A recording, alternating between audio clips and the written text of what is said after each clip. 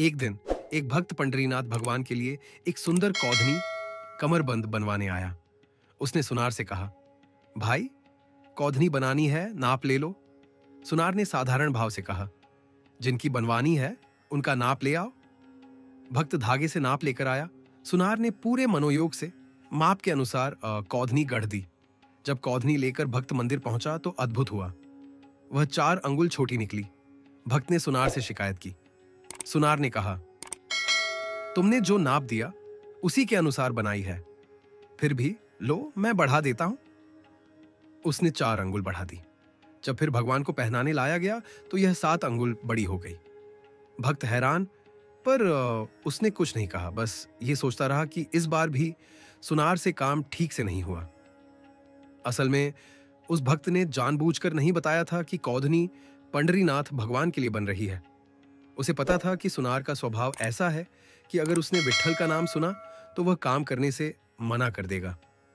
लेकिन तीसरी बार जब नाप देने की बात आई, सुनार ने आग्रह किया, मुझे उस व्यक्ति के पास ले चलो जिनके लिए कौधनी बनानी है, मैं सीधे देखकर माप लूंगा। भक्त ने टाल मटोल की, पर सुनार अड़ गया। अंत में भक्त ने कहा, पीर, पंडरीनाथ भगवान के लिए बनानी है।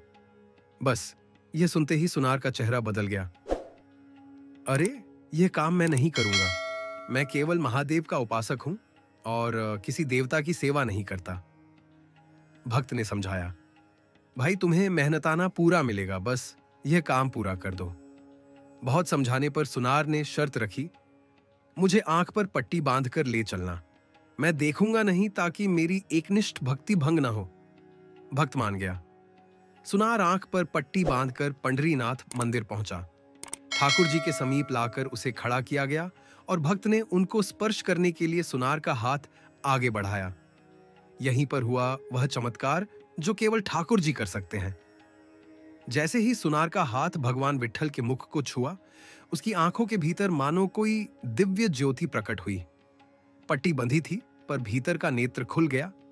सामने उसे कोई और नहीं बल्कि स्वयं चिद्दानंद रूप शिव प्रकट हुए। सुनार के भीतर का हृदय थरथरा उठा। वह समझ गया कि यह कोई अलग स्वरूप नहीं, यही तो मेरे महादेव हैं। उस दिन उसे अनुभव हुआ, हाय, ठाकुर जी और महादेव अलग नहीं है। यह वही लीला है जिसमें भगवान अपने भक्त की निष्ठा तोड़ते नहीं बल्कि उसे गहराई देते हैं। कथा यही नहीं रुकती। कथा बताती है कि पंढरपुर एकमात्र ऐसा स्थान है जहां महादेव के अभिषेक का जल ठाकुर जी को अर्पित होता है।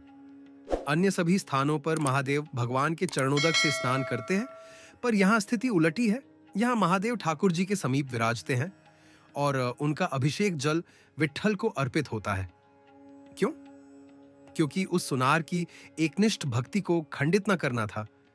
ठाकुर जी ने स्वयं व्यवस्था की कि महादेव पास बैठे ताकि वह भक्त सोच सके कि वह अपने आराध्य के लिए सेवा कर रहा है और सेवा करते करते वह सत्य के और निकट पहुंच जाए।